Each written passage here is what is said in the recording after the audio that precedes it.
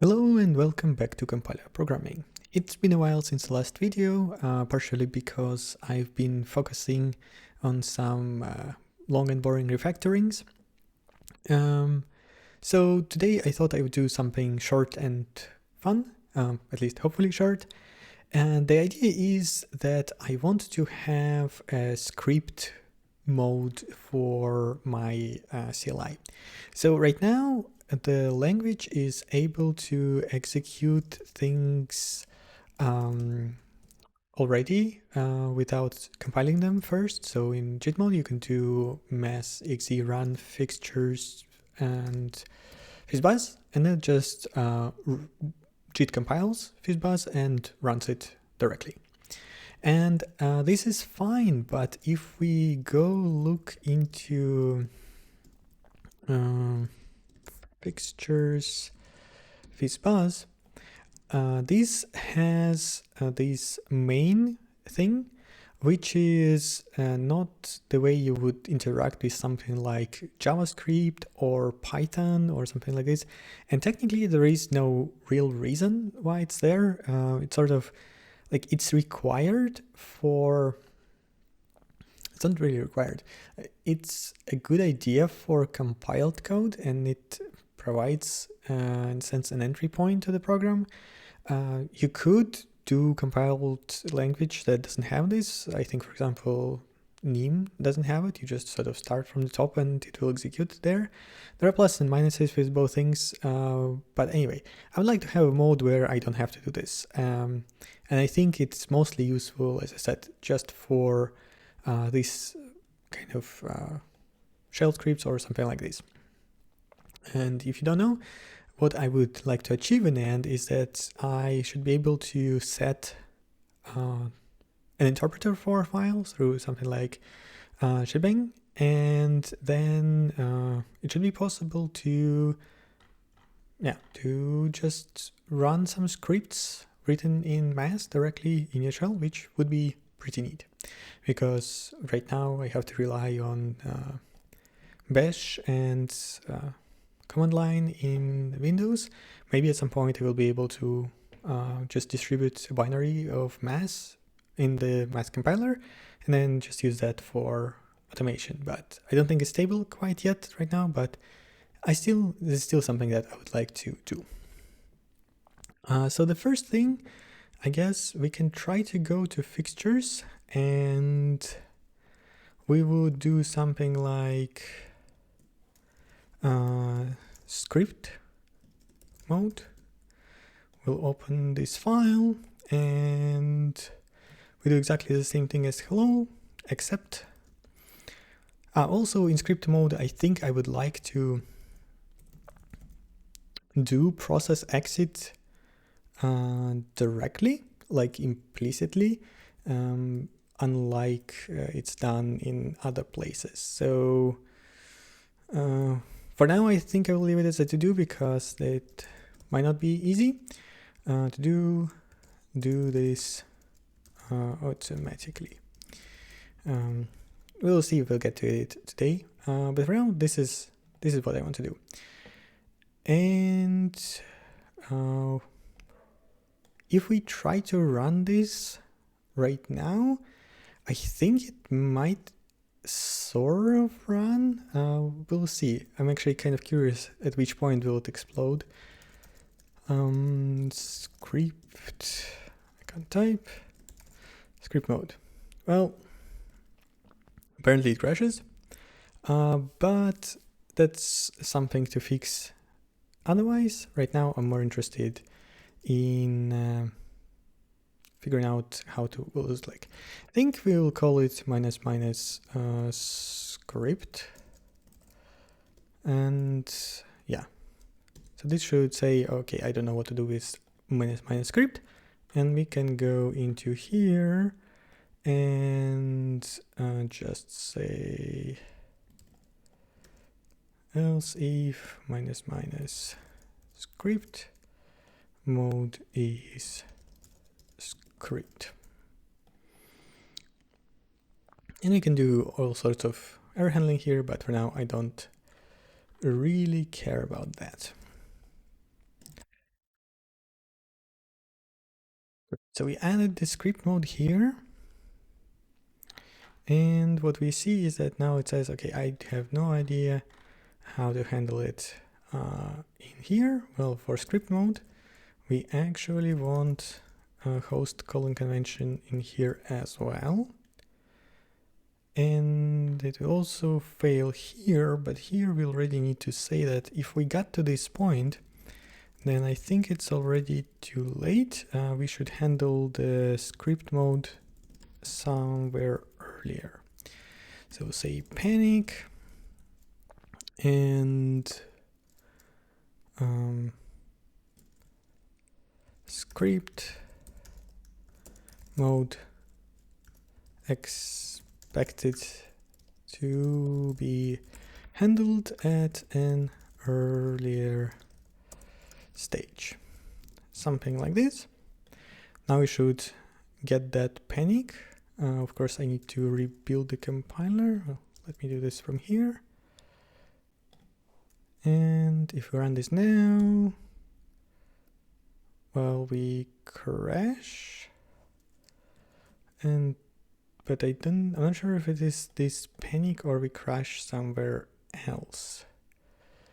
To be frank, I think we crashed exactly the same point as we run, and it's not something I would like to look into now. So let's just sort of move on. We do want to create a compilation.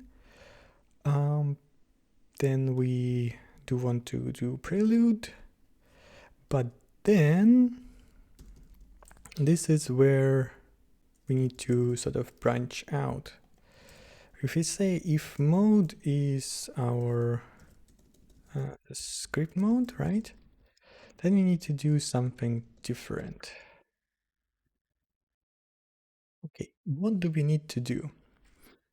Well, I guess it should be pretty straightforward. We should be able to just call compile time eval or something. Yeah, so it expects a view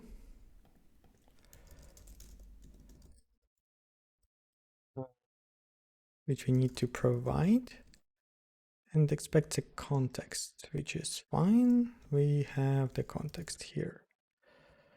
But view is acquired by tokenization.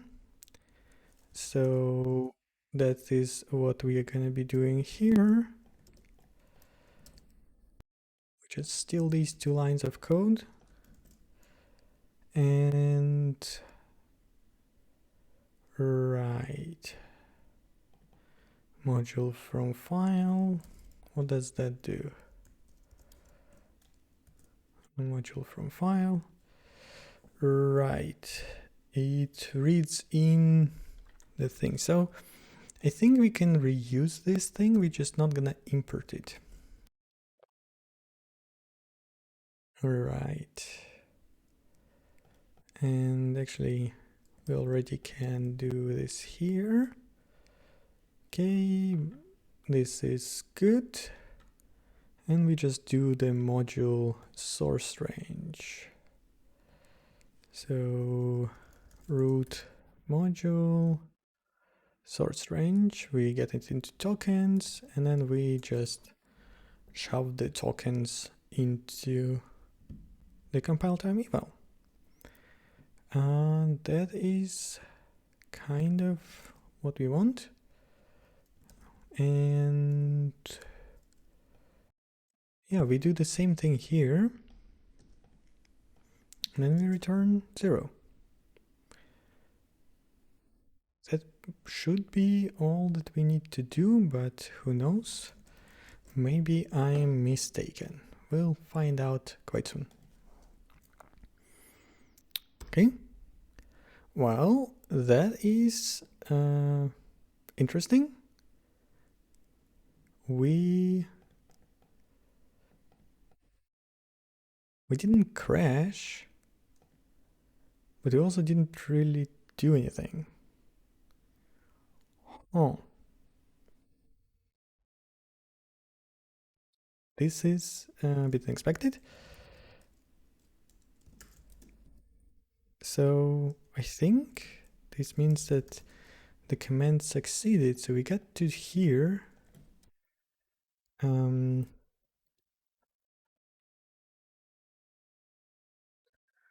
Let's try again.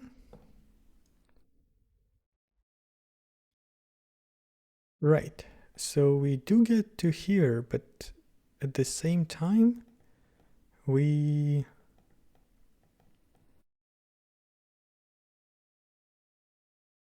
didn't.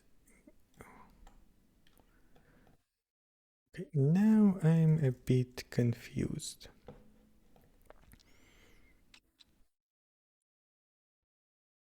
What we are going to do is we are going to go to source spec, and here we have these more end-to-end-ish tests in the end somewhere here. Yeah, it should. Okay, so this is executables, modules. We can show it in here, I guess. Should support script mode modules, I guess. Something along these lines. Okay, test program inline source base. How do we want to? You know what? I think that would be a bit annoying to debug that way. We can try to do the following: def env build mess. So we'll just create a new debugger setup, and we go here to properties, properties here, and working directory should be mess, and then arguments minus script fixtures and script mode mess. Okay, so now I expect this thing to break, hopefully, which apparently it didn't. So let's just do step into. Okay, no, cancel, build again. Say build again. Debug, step into. Okay, now the sources seem fine. So let's see what's going on. We get this stuff, we get the script modes, everything is great. We parse out the raw file. That's great. We can get to here, I guess.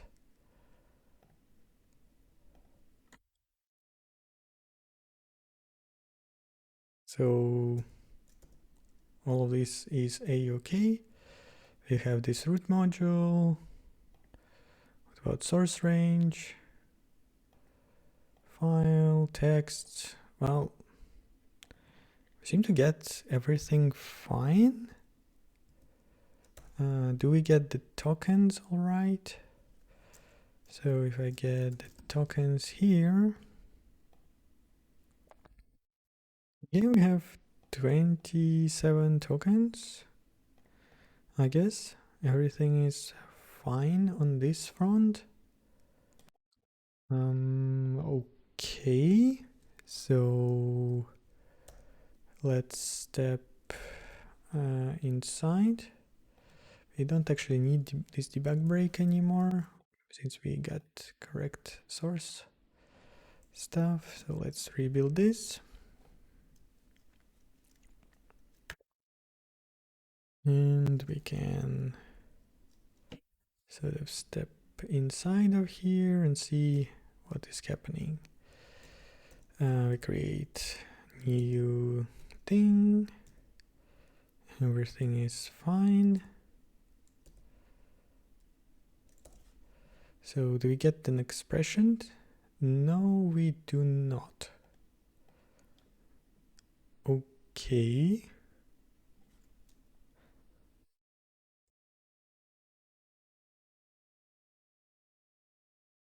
I'm curious though, why? Right, I was checking the wrong error. It should be a context result tag.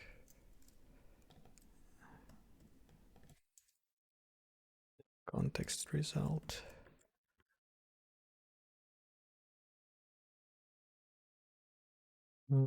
Needs to be this and this. Okay, now if we run this here, we should at least get the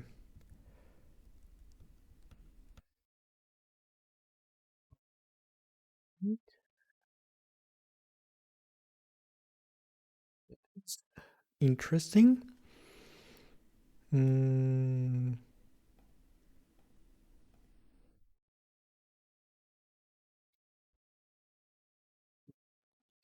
Because I think I do not set up some things. So if we look at program parse,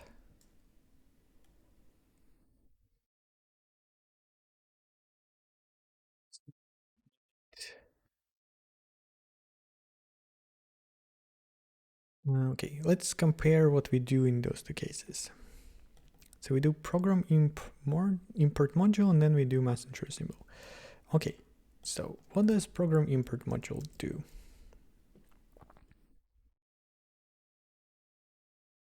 Creates an execution context, which we already did.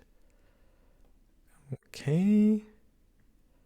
Then it calls program parse and then module process experts. And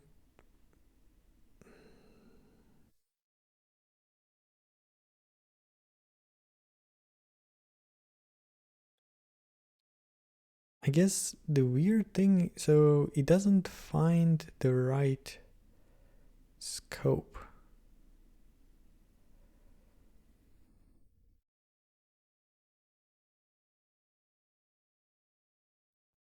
Here we use the right one.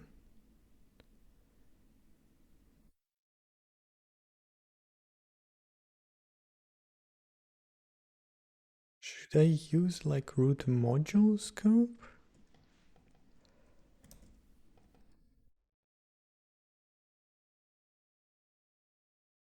No, this should be fine. Thing.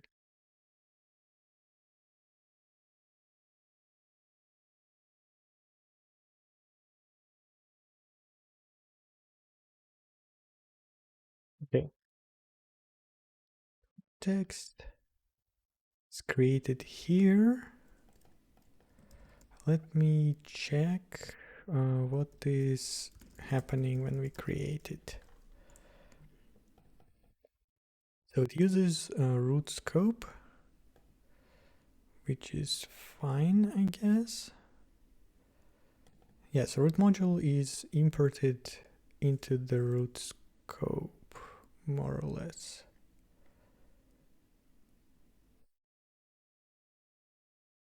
Module, context scope.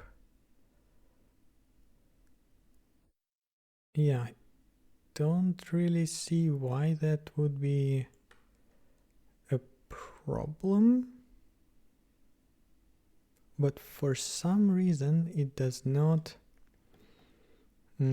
find the definition of this stuff. Is it possible that it incorrectly tokenizes it? No.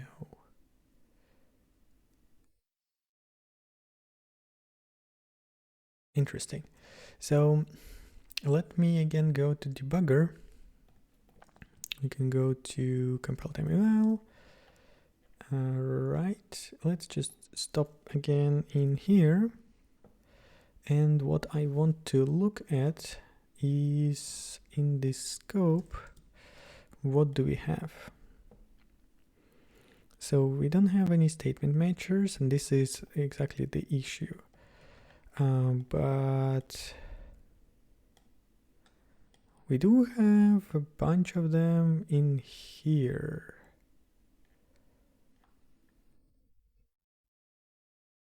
Right. Okay, I got finally what is happening.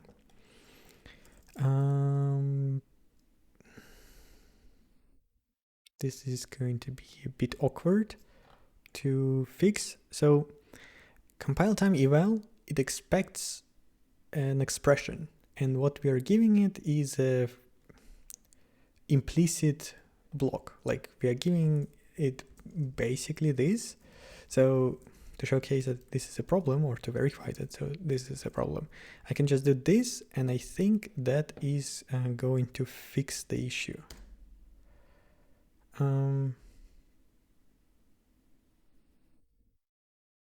Okay. That is certainly not what I would expect to happen.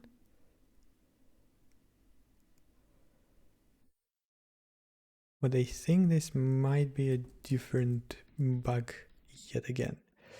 So let's just go back to here and do it manually. So we can say group curly. It has children, which are tokens. Then we can have value group value is value init group value. We need to provide descriptor. That's gonna be descriptor group curly. And then we need to provide the storage. So storage static of, here I forgot to provide a name for this variable. So curly, and what else? What else? We need to provide the source range. That would be root module source range, this stuff over here. And now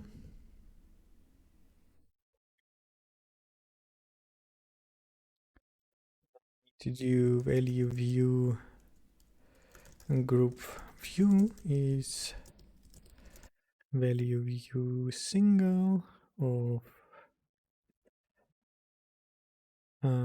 group value. Actually, we need group value pointer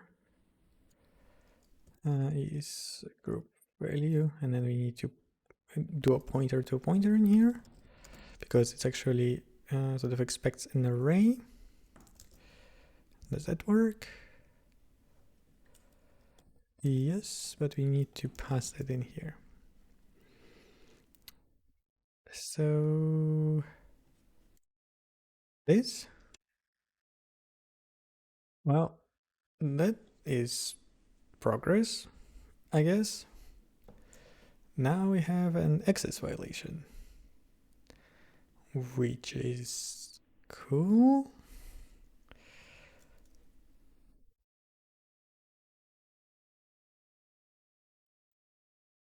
And obviously this happened somewhere weird in the depths of nowhere. Well, let's just stop during the execution and start stepping through this. So get the builder. We are inside the builder, which is fine. Okay. To step back to the original one. Right. So I want to run to here. We are successful in parsing the result. Result value, function instance. Oh, that is not at all what I was expecting. What is this function instance that we got in here?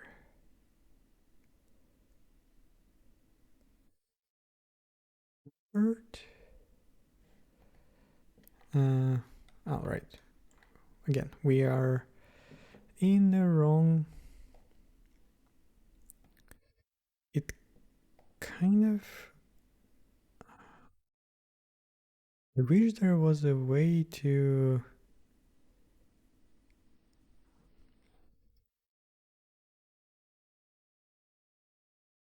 Yeah, basically, I wanted to execute until we get back to this frame. All right, let's just do this kind of stuff.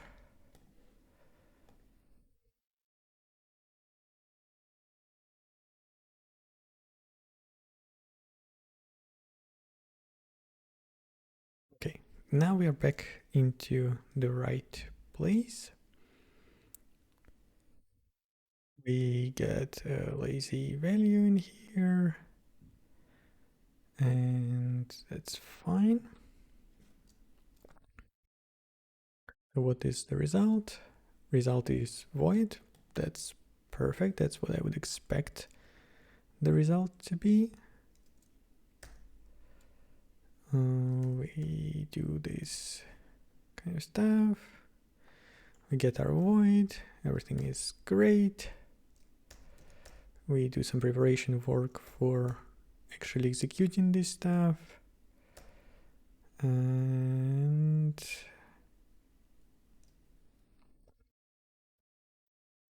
it's fine.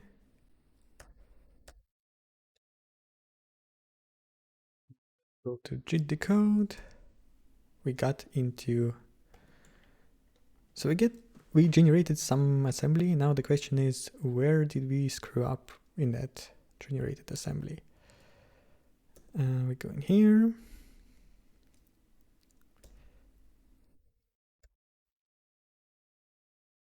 Assume this loads.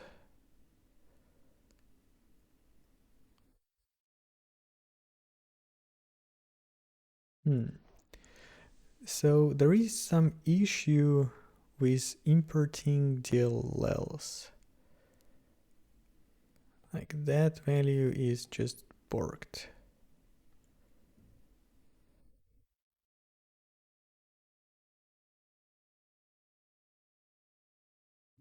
Is interesting, but in a sense,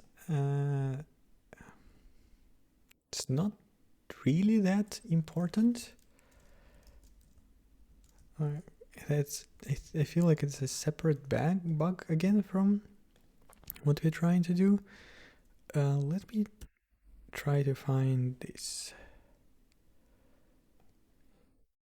Okay, that is also a bug. Apparently our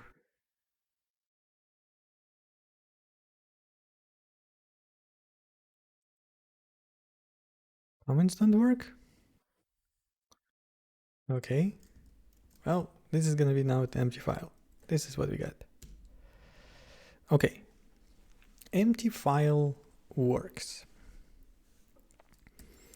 But I assume if I start doing anything in here, including this kind of stuff, then apparently I do have a big problem with comments for some reason, which is strange because this one works just fine. Fine process, yes. Actually, I think that's not really the problem with comments, it's the problem with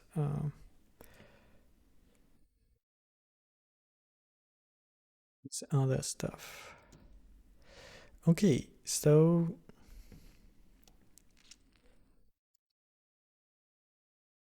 this does work. This we don't actually, because the other version also works. So this to-do list is gone. But the question is, why the hell this doesn't work?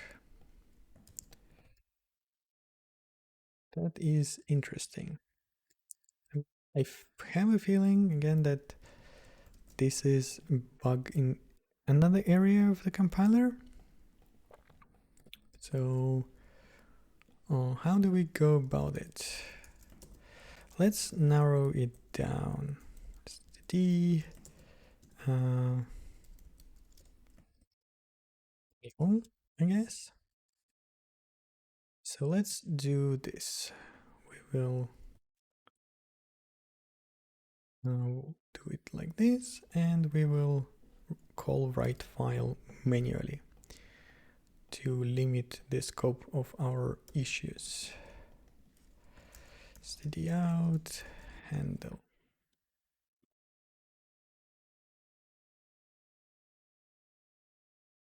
Okay.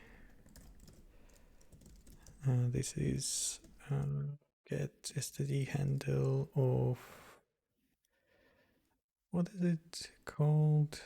Yeah, this stuff.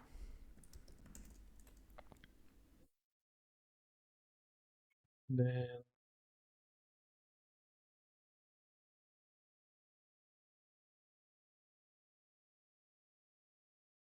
and then we have a string. Wowza. So that's great, I guess.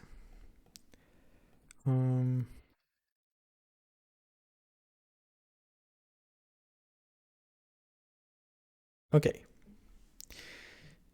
Great. We got finally to a working state. So there's definitely a bunch of stuff that needs to happen that has nothing to do with actually the feature we're trying to implement. There was obviously lots of bugs in the compiler, but these does seem to work. So we are able to run the test. Yeah, I don't know. I'll need to track it down, but that's gonna be very deep and dark spelunking. So for now, I'm pretty happy with the progress. We will commit this, and I don't know which episode we are on. G episodes, that is 179, I guess. I don't know. There was some problem with numbers in here, definitely. So I'll just say add git commit -m episode 180, and we will say that edit -- script mode to the CLI. Cool. I think that would be that from my side. Even though there are a bunch of issues, I'm happy I found them. So it's nice to sort of jump out of the typical stuff that I do with the compiler and try to use it more like a client would.